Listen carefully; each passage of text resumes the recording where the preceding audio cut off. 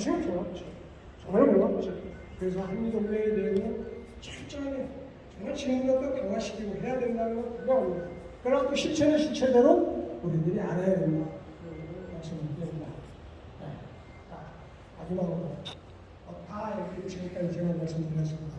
말씀드렸고 어쨌든 한미동맹이 우리 안보의 중심축이다 하는 거, 또 민족국가의 우호적인 이런 여러 가지 협력관계 유지된다. 여기서 이번에 우리 한일관계 말씀 안 드릴 수 없죠. 저는 뭐 그 분야의 전문가는 아닙니다. 이번에 어쨌든 윤석열 대통령이 한일관계를 이대로 둬서는 안 되냐, 맞는 말씀이죠. 이대로 둬서는 안 된다. 맞습니다. 그런데 이걸 어떻게 푸느냐, 이게 이제 문제 아니겠습니까? 그래서 이번에 뭐 어떤 정말 특단의 조치를 하셨는데, 뭐 나름대로 또 의미가 있죠. 의미가 있는데 저는 아쉬운 거는 이번에 우리가 한일 관계라면 단순하게 징용 문제만 아니지 않습니까? 위안부 문제도 있고 독도 문제도 있고 역사 인식 문제도 있고 역사 교과서 문제 이런 거 있지 않습니까? 이것을 패키지로 일괄 처리하는 어떤 방법이 없었을까?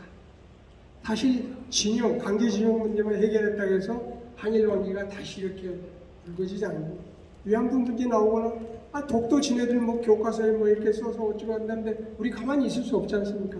그 이런 것들이 잠재적인 화산으로서 언제든지 폭발할 수 있다는 거예요.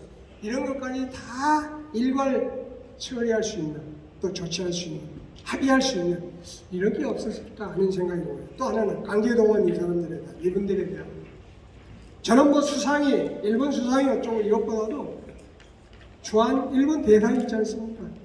이 사람이 그래도 강제징용된 그 노인네들 찾아가서 뭐 아신 바와 같이 1970년도죠.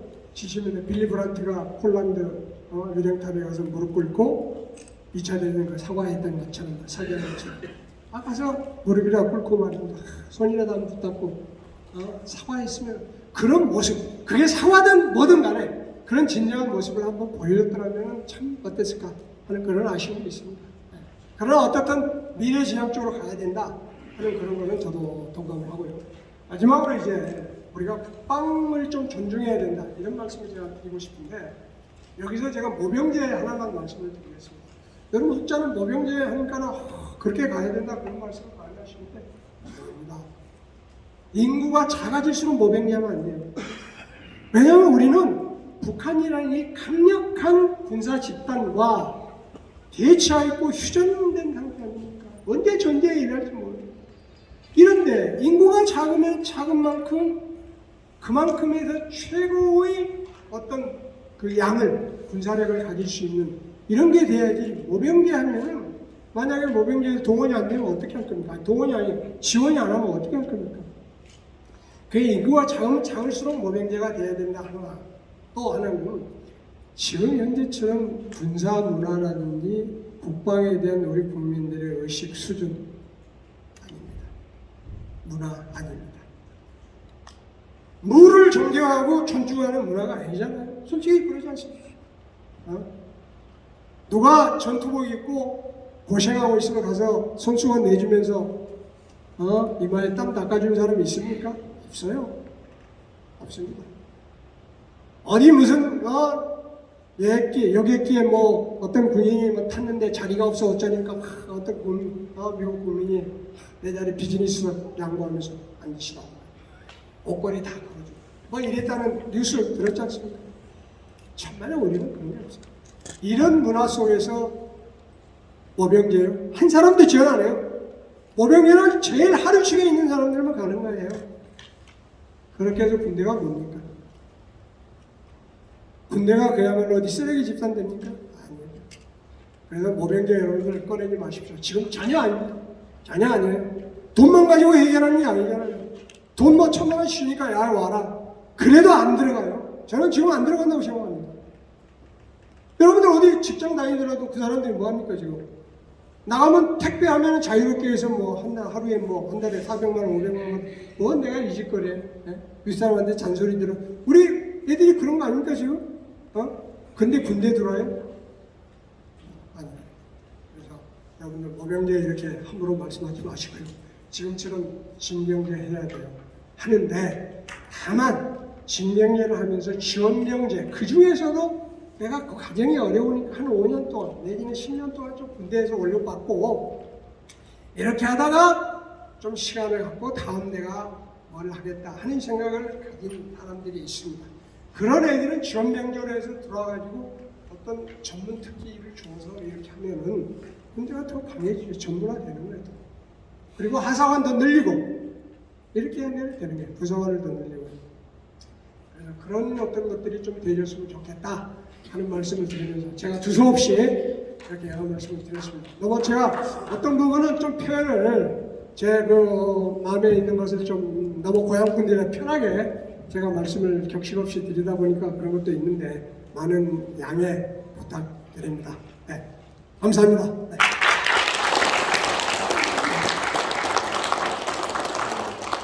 질의응답 시간을 준비했습니다만 시간이 너무 많이 좀 지연돼서 한 두 분 정도 혹시 질의하실 분이 계시면 네. 아까 말씀 중에 combined forces하고 joint forces하고 두 번째 차이가 뭘까요? 예. 그 컴바인드는 그 정부의 최고 사령부가 하나입니다. 하나. 그러니까 우리 같으면 한미연합사죠. 근데 조인트 있지 않습니까? 조인트라는 개념은 조인트 커맨드, 그러니까 공동 사령부라는 개념은 뭐냐면은 두 개의 사령부가 존재해요. 전국에 두 개의 사령부. 그래가지고 이 두 개의 사령부가 공동 작계를 가지고 자기 역할이 따로 구분되어 있는 거예요. 따로 구분돼요. 그래서 작전의 성격이나 작전의 임무에 따라서 네가 할 거냐 내가 할 거냐 이렇게 정해져요. 근데 컴바인드는 이 사람이 모든 걸 통괄하기 때문에 하나의 단일체가 하는 거고, 아까 말한 조인트는 두 개가 이렇게. 그 일본이 대표적으로 일본이. 그 우리도요. 지금 현재 컴바인드가 되어 있지만은 조인트 개념으로 하는 게 뭐가 있냐면은 북한의 핵 시설을 제거하는 거. 이건 미국 단독으로. 네. 한국군이 여기에는 거의 포함이 안 되는 거 있어요. 왜냐하면 굉장히 중요하고 비밀스러운 게 많잖아요. 네. 몇 가지 또 하나는 북한의 상륙작전일 때 여기에 주력은 미군이다. 네. 그런 임무에 따라서 약간의 있는데 그러나 커맨드를 한 사람이에요. 네. 그런데 조인트는 커맨드가 두 사람.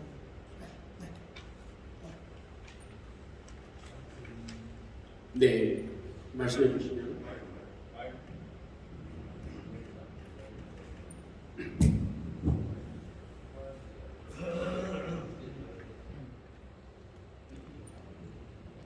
네, 오늘 이성출 장군님의 훌륭하고 귀한 안보에 관한 말씀을 잘 들었습니다. 먼저 제가 질의를 하기 전에 이성출 장군님의 가족사를 보니까 형님은 공군사관학교 대령으로 예편을 하셨고, 둘째이신 이성출 장군님은 육군사관학교 대장으로 예편을 하셨고, 셋째는 해군사관학교 소장으로 예편을 하신 우리나라 국방을 책임진 가족입니다. 여러분 한번 격려의 박수.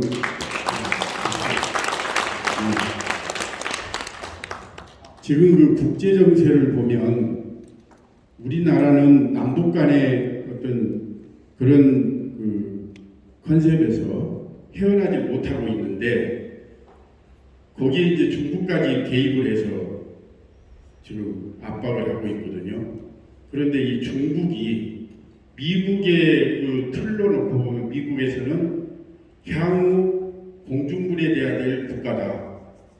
그래서 2000년대 초부터 중국을 공중분해시키는 작업을 했는데 그 모티브가 뭐였냐면 소련을 총알방 쏘지 않고 탈냉전 시켰거든요. 중국도 마찬가지로 소수민족 분리 정책 정책을 지금 진행하고 있습니다. 실제. 그런데 만약에 중국이 와해가 됐을 때 우리의 전략, 우리의 자세는 뭔가, 거기에 대해서 좀 견해가 있으시면 말씀해 주시면 감사하겠습니다. 아주 그냥 엄청나게 그 어려운 질문이시고요. 그런데 제가 사실 비염이 좀 심합니다. 그래서 목소리가 어떤 점도 안 틀린데,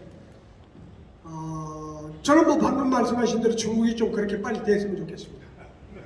그러면 그 이후에 우리 전략부가 없어도 편하게 갈 수 있지 않겠습니까? 예.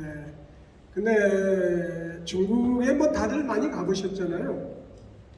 저도 뭐 유구르 지역까지도 가보고 유구르 쪽에 이제 살고 있는 데 가보고 등등 멀리도 가봤습니다만은 중국이라는 나라가 뭐 우리가 이렇게 미래를 보려면 역사를 좀 보면 알지 않겠습니까? 그 역사적으로 보더라도 중국은 확실히 강대국이 될 거고 또 강대국이었다는 부분, 그 부분은 분명하다고 생각을 합니다.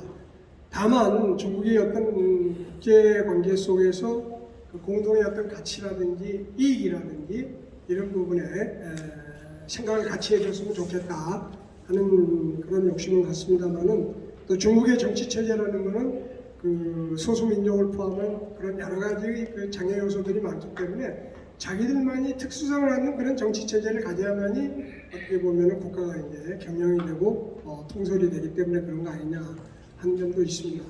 그러나 지금 미국이 중국을 아까 소련의 국력을 소진시킨다는 것처럼 중국을 저대로 놔두지는 않겠다는 것은 분명한 것 같습니다. 그러나 엔드 스테이트가 방금 이제 질의하신 분 말씀처럼 중국이 소멸되는 그런 어떤 상태로 되지 않겠느냐 또는 됐을 때의 어떤 전략이냐는데 저는 그거는 아니라고 봅니다. 그래서 중국이 어쨌든 지금처럼 국력이 강해가지고 신생 강대국으로서 미국에 버금가는 이런 형태의 위치를 계속 유지할 수 있겠느냐 하는 이 점에 대해서는 앞으로 좀 지켜봐야 되겠죠. 그러나 저의 희망으로서 좀 그렇게 안 됐으면은 우리 안보 또 경제 이런 부분이 좀 우리나라 입장에서는 좀 좋지 않겠나. 그래서 90년대처럼 중국이 개발도상국의 위치처럼 늘 그런 국내 문제에만 이렇게 집중하는 이런 하나의 나라가 됐으면 좋겠다는 그런 생각을 갖습니다. 제 대답이 아마 동문서답이 될 수도 있을 것 같은데 죄송합니다. 네, 국가안보 중요성에 대해서 아주 귀한 말씀을 주신 우리 이성출 육군 대장님께 다시 한번 큰 박수로 감사를 하겠습니다.